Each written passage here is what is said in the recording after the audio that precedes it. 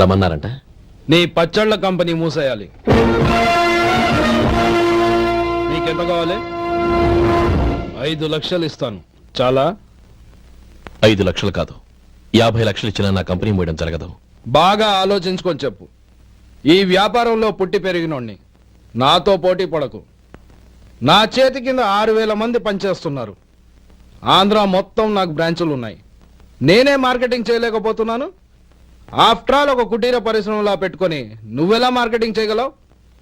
6,000 మంది వర్కర్స్ని పెట్టుకుని ఆంధ్ర మొత్తం బ్రాంచీలున్న మీరే నా కంపెనీ చూసి భయపడుతున్నారంటే నా సరుకులో నాణ్యత ఉందనేగా. ఆ నాణ్యత ఉన్నంత వరకు నాకెవరూ పోటీ కాదు. ఈ ప్రపంచంలో నేను ఎక్కడైనా మార్కెట్ చేయగలను. వస్తాను.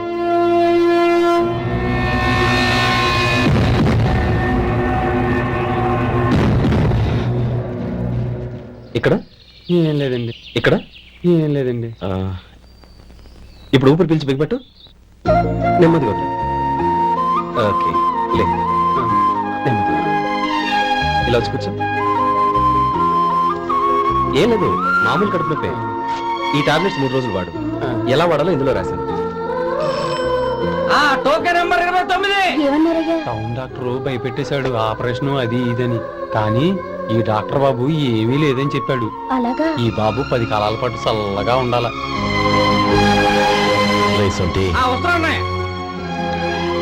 రే, భగవంతుడి దయ వల్ల తమ్ముడు హస్తవాసి మంచిదని అప్పుడే పేరొచ్చిందిరా. తమ్ముడిని దగ్గరుండి జాగ్రత్తగా చూసుకో. పని హడావుల్లో పడి వేళకి భోంచేయడము. అబ్బే అదే లేదన్నయ్యా. 1 గంట గల పేషెంట్ కట్టు, భోజనం పెట్టు. అది అలా జాగ్రత్తగా చూసుకో. నేను చూసుకుంటాను కదన్నయ్యా, నువ్వు వెళ్ళు.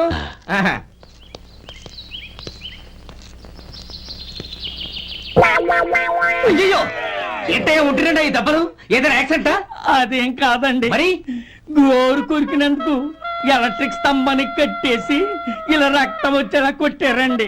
ఊరు కొరికినందుకు ఎలక్ట్రిక్ స్తంభాన్ని కట్టేసి ఇంతలా కొడతారా? వాళ్ళతో మనుషులా రాక్షసులా? చాలా థ్యాంక్స్ అండి. కనీసం మీరైనా అర్థం చేసుకున్నారు. వాళ్ళు అర్థం చేసుకోలేదండి.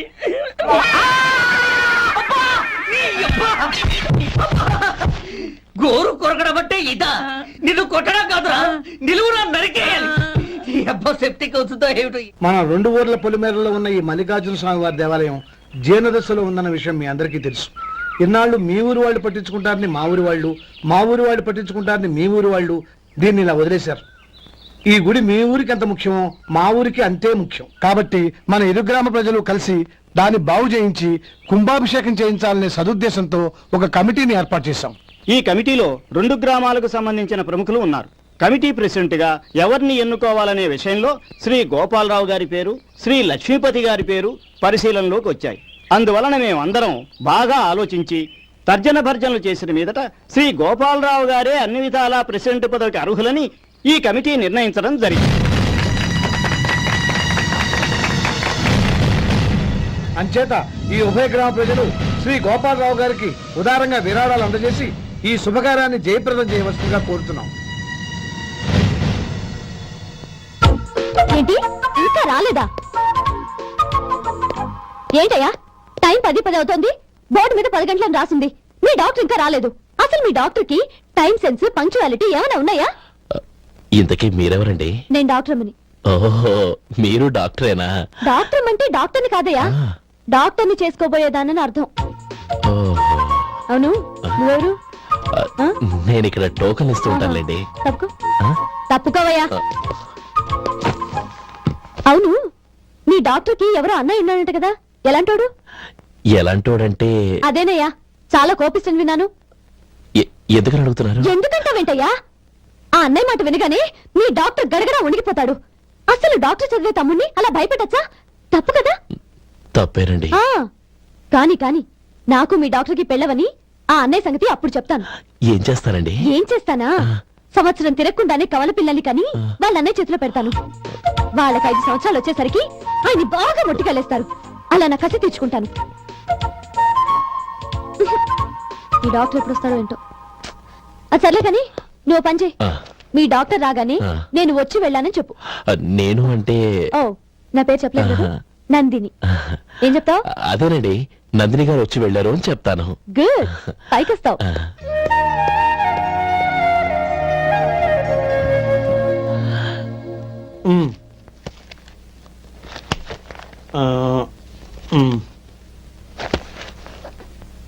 దీంతో మొత్తం 4,98,200 అయ్యాయి. హ్మ్. పోతే నువ్వు ఇచ్చినంత ఇవ్వలేకపోయినా ఈ దైవకార్యానికి నా వంతు చందా 1800. దీంతో మొత్తం 5 లక్షలు పూర్తయ్యాయి. సరేరా, ఆ, నేను ఈ డబ్బు తీసుకుని పట్నం వెళ్ళి బ్యాంక్ లో వేసొస్తాను. అలాగే నేను నీతో వద్దాం అనుకున్నాను రా, అనుకోకుండా సాయంత్రం ఇన్స్పెక్షన్ వచ్చింది. పర్వాలేదులే, ఆ. వెళ్ళొస్తాను.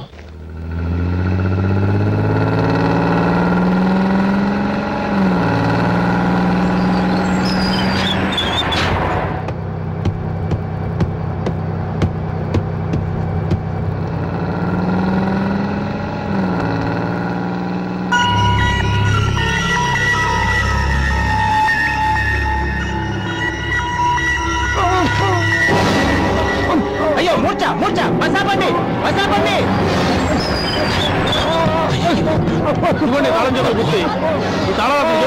వీటి వల్ల ప్రయోజనం లేదు. నాలుగు కలుసుకోకుండా పళ్ళ మధ్య పెట్టడానికి గట్టిగా అది ఉంటే ఇవ్వండి.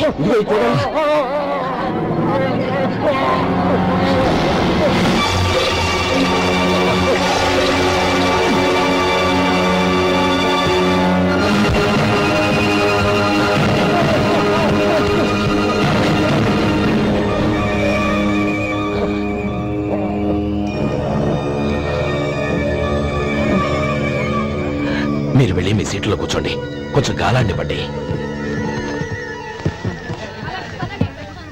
ఇప్పుడు ఎలా ఉంది బాబు? ఆ.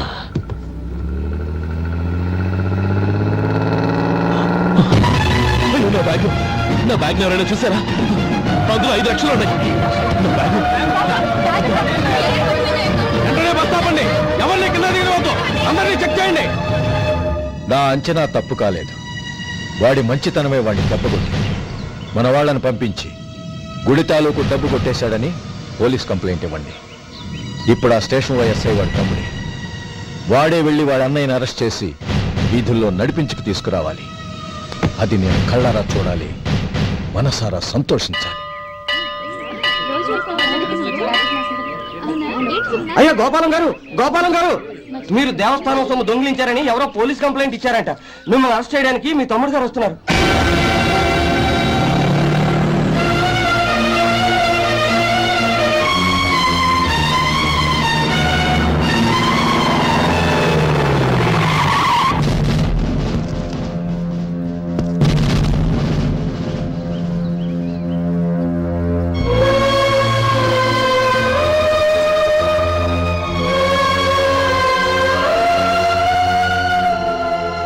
చూడు గోపి, ఎప్పుడు నువ్వు ఉద్యోగంలో చేరావో అప్పుడే తన పరా అనే తేడా మర్చిపోవాలి.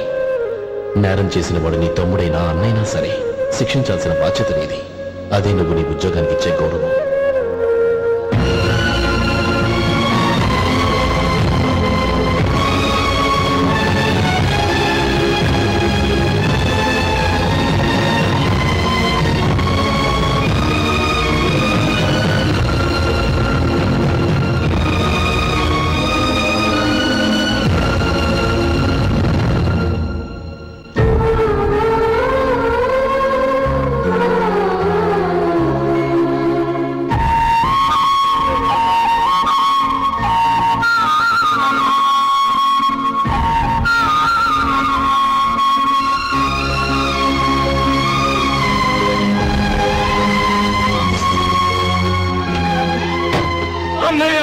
ఏ గోపి, ఏమిట్రా ఇది? నన్ను క్షమించన్నయ్య. నేను కోరి ఉద్యోగుల చేతులు మాట్లాడుతున్నాయి, కానీ ఇలాంటి పరిస్థితి ఎదురవుతుంది అనుకోలేదు. నా ఒంట్లో ప్రతి రక్త పట్టు నీ భిక్షానన్నయ్య. నిన్ను అవమానపరిచి ఉద్యోగం నిలబెట్టుకునే బదులు నా ప్రాణాలను వదులుకుంటారు, కానీ ఈ పని మాత్రం నేను చేయలేనన్నయ్య.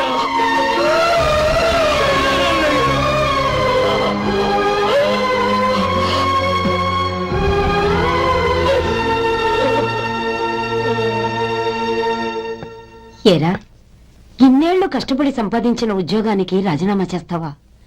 కనీసం నీ పెళ్ళాం ఏమనుకుంటుందోనని ఆలోచించావా? ఇందులో అనుకోవడానికి ఏముంది మామగారు? ఎండనక వాననక కష్టపడి ఓ తండ్రి కంటే ఎక్కువగా ఈయన్ని పెంచి పెద్ద చేశారు బావగారు. అలాంటి దేవుణ్ణి అరెస్ట్ చేసే ఆ ఉద్యోగం ఈయనకు అవసరం లేదు. బాగుంది. అన్నకు తగ్గ తమ్ముడు, తమ్ముడికి తగ్గ పెళ్ళాం. సరే, మీ ఇష్టం. నానమ్మ, అన్నయ్యడి. నమస్కారం అండి. ఓ నువ్వా? రా కూర్చో. పర్వాలేదండి. ఏంటి ఇలా వచ్చావు? ఆ రోజు నా కంపెనీని మూసేయమన్నారు. ఇప్పుడు నేను మూసేయడానికి సిద్ధంగా ఉన్నాను. దానికి ప్రతిఫలంగా నాకు 5 లక్షలు కావాలి. అలాగే, నీకు కావాల్సిన 5 లక్షలు నేను ఇస్తాను. చాలా థ్యాంక్స్ అండి. కానీ మీరు మీ కంపెనీని మూసేయక్కర్లేదు. సార్, అవును మిస్టర్ మధు, మీ అన్నగారికి జరిగిన అన్యాయం గురించి తెలుసుకున్నాను. మీ కుటుంబం గురించి కూడా విన్నాను. సహజంగా అందరూ ఐకమత్యానికి ఉదాహరణ రామలక్ష్మణులు అంటారు. కానీ ఆ రామలక్ష్మణులు ఎలా ఉంటారనేది పుస్తకాల్లో చదవడం తప్ప ఎవ్వరూ చూడలేదు. మీ అన్నదమ్ములను చూస్తే ఆ రామలక్ష్మణులు ఇలాగే ఉండేవారేమో అనిపిస్తుంది. అలాంటి కుటుంబానికి ఇలాంటి ఇబ్బంది రావడం నిజంగా దురదృష్టం. రామునికి హనుమంతుల్లా కాకపోయినా ఏదో వృత్తభక్తిగా నా వల్ల వీలైన సహాయం ఈ 5 లక్షలు తీసుకో. మీ కంపెనీ పేరు మీదే అన్ని సరుకులు తయారు చేయండి. నేను వాటిని ప్రపంచమంతా మార్కెటింగ్ చేస్తాను. సార్, మీ రుణం ఉంచుకోను. తొందరలోనే తీర్చేస్తాను. స్నేహితుల మధ్య రుణాలేంటి మధు? We are friends.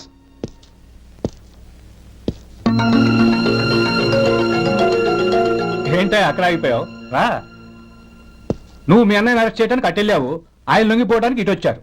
అవును, యూనిఫామ్ చేత్తో పట్టుకొచ్చావేంటి?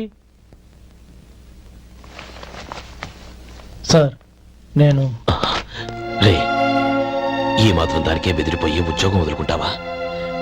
నువ్వు ఇలాంటివి ఎన్నో సమర్థవంతంగా ఎదుర్కోవాలి. నిన్ను నేను ఎస్పీగా చూడాలి. అది కాదన్నయ్య. ఇంకేం మాట్లాడకు. ఇన్స్పెక్టర్ గారు, నన్ను లాకప్లో పెట్టండి. ఆగండి సార్, ఆ డబ్బు ఎక్కడికి పోలేదు. నేనే తీసి జాగ్రత్త చేశాను.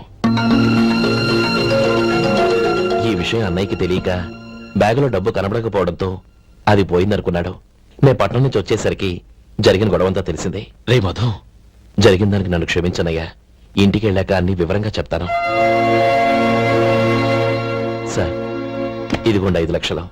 ఇది కమిటీ వాళ్ళకి అప్పగించి ఈ కేసు కొట్టేయండి సార్. భలే వాడివయ్యా, తీసినప్పుడు ఒక మాట ఆయనతో చెప్పుండొచ్చుగా. అనవసరంగా పెద్ద ఆయన స్టేషన్ వరకు రప్పించావు. Sorry sir. అన్నయ్య, మీరింటికి వెళ్ళండి.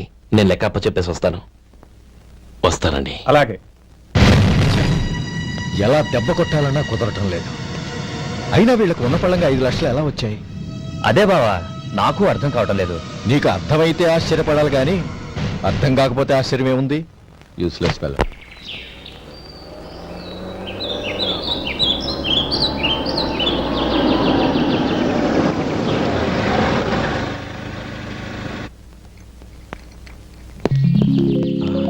నువ్వు ఇక్కడే ఉండు. అన్నయ్య మూడు ఎలా ఉందో చూసి నేను లోపలికి తీసుకెళ్తాను. ఓకే? అలాగే.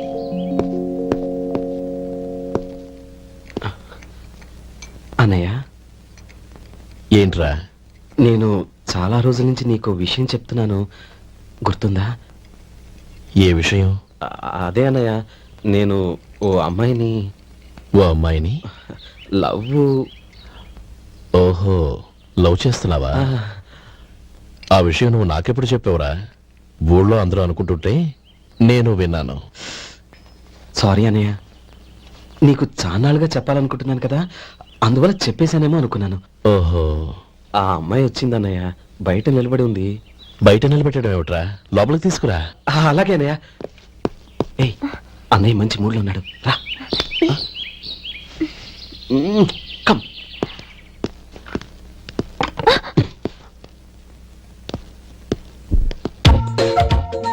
ఎందుకంటావేంటయ్యా? ఆ అన్నయ్య మాట వినగానే మీ డాక్టర్ గడగడ వణికిపోతాడు. అసలు డాక్టర్ చదివే తమ్ముడిని అలా భయపెట్టచ్చా? తప్పు కదా? తప్పేనండి. ఆ, నమస్కారం మేడం.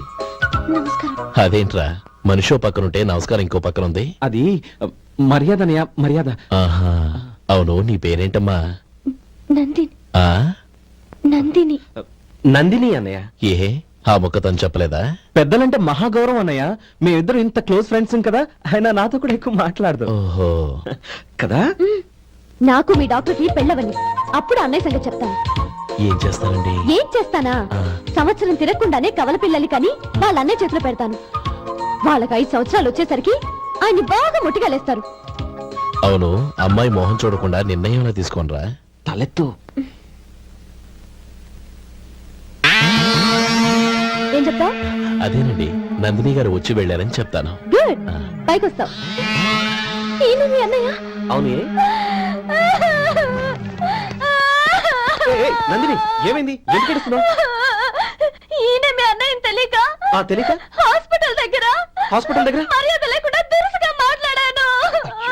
ఆయన ఈ పెళ్లి తప్పుకోరు. ఊరుకో, అలాంటి చిన్న చిన్న విషయాల్ని మా అన్నయ్య పట్టించుకోడు. అయినా నేను కన్విన్స్ చేస్తాను కదా. ఆయనకంత అవమానం జరిగాక ఎందుకు కన్విన్స్ అవుతారు? అవ్వరు. చూడు, నువ్వు వేరే పెళ్లి చేసుకొని నీకు పుట్టబోయే బిడ్డకు నా పేరు పెట్టుకో. ఏంటా మాటలు? నేనే నుయ్యో చూసుకుంటాను. అదిగో ఆ చూపు చూడు, ఆ చూపు ఒకలా ఉంది. ఖచ్చితంగా ఆయన పెళ్లి ఒప్పుకోరు. నందిని, నా మాట విను ప్లీజ్. నందిని, ఆగు. రేయ్ శేఖర్, ఆ అమ్మాయి చెప్పింది నిజమే. తనని ఎప్పుడైతే హాస్పిటల్ దగ్గర చూశానో అప్పుడే నేను నిర్ణయానికి వచ్చేసాను. విన్నావా? నేను చెప్పానుగా, ఆయన ఆల్రెడీ ఓ నిర్ణయానికి వచ్చేసారట. ఇక నేను వెళ్తాను. అలాగే వెళ్ళి ఈసారి వచ్చేటప్పుడు మీ అమ్మా నాన్నల్ని తీసుకురా. ముహూర్తాలు ఎప్పుడు పెట్టుకోవాలో నిర్ణయించుకుంటాం. అర్థం కాలేదా? నువ్వే మా వాడికి సరైన చోటి. అదే నేను తీసుకున్న నిర్ణయం. థ్యాంక్ యూ బావగారు. నన్ను ఆశీర్వదించండి. లేమా, శీఘ్రమేవ కళ్యాణ ప్రాప్తిరస్తు.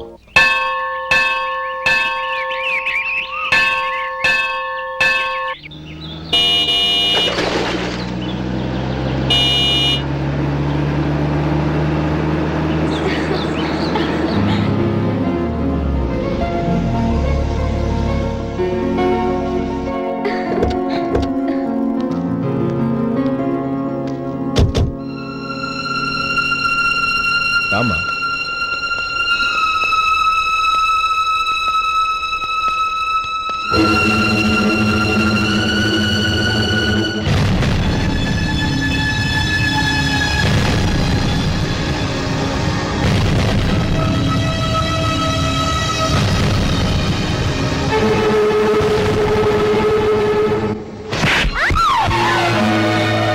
నా పరువు తీసావు కదే. ఒక బెచ్చగాడిని నువ్వు కోరుకున్న వాడికి ఇచ్చి చేసేవాడిని. కానీ నువ్వు ఎవరిని ప్రేమించావో తెలుసా? ఎవడి నీడ సోకితే పంచమహాపాతకాలు అంటుకుంటాయనుకుంటున్నానో వాడి తమ్ముణ్ణి. ఆ రోజు ఆ గోపాలం గాడు నిశ్చితార్థం వరకు వచ్చి నా చెల్లెల్ని చేసుకోనని వెళ్ళిపోయాడు. ఆ ఆవేశంలో తొందరపడి ఓ పొరుగురు వాడికి నా చెల్లెల్నిచ్చి పెళ్లి చేశాను. ఆ తర్వాత తెలిసింది వాడికి అంతకు ముందే పెళ్లి అయిపోయిందని. వాడు పెళ్ళైన వాడైనా పర్వాలేదు, పరమ దుర్మార్గుడు. ఇంకొకరిని ప్రేమించిన దానివేక అని దెప్పి పడుస్తూ నా చెల్లెలికి మాటలతోనే నరకం చూపించాడు. అటు ప్రేమించిన వాడు దగా చేశాడు, ఇటు చేసుకున్నవాడు కిరాతకుడు. ఇలా చిత్రవధ అనుభవించి నా చెల్లెలు ఒకరోజు స్టవ్ పేలిపోయి చనిపోయింది. దీనికంతటికి కారణం ఎవరు? వాడు అన్న. అటువంటి వాడింటికి కోడలుగా వెళ్తావా? ఒక్క మాట చెప్తున్నాను విను. నువ్వు జీవితాంతం పెళ్లి చేసుకోకుండా ఇంట్లో పడినా పర్వాలేదు, కానీ వాడి తమ్ముడితో మాత్రం నీ పెళ్లి జరగదు. రేయ్, పురోహితుని రమ్మని చెప్పు. వచ్చే ముహూర్తంలోనే నీకు నందినికి పెళ్లి.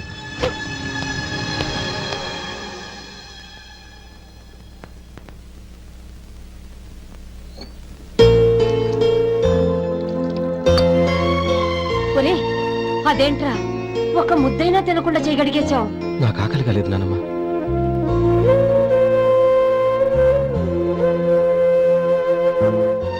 ఆ అమ్మాయి చాలా మంచిది, చదువుకున్న పిల్ల, మనందరికీ బాగా నచ్చింది. కానీ ఆ లక్ష్మీపతి గారి గురించి ఆలోచిస్తేనే నాకు భయం వేస్తోంది. వాడు మన కుటుంబం ఎప్పుడెప్పుడు విడిపోతుందా అని ఎదురు చూస్తున్నాడు. అన్నయ్య, ఆ అమ్మాయే కాదు, ఈ ప్రపంచంలో మన కుటుంబం కంటే నాకేది ఎక్కువ కాదు. ఆ పెళ్లి గురించి నేను మర్చిపోయాను, మీరు మర్చిపోండి.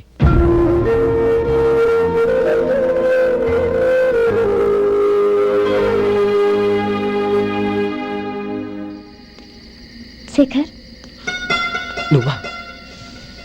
ఏంటి ఈ టైంలో వచ్చావు? నీతో ఓ విషయం మాట్లాడాలి. ఒకసారి బయటకు వస్తావా?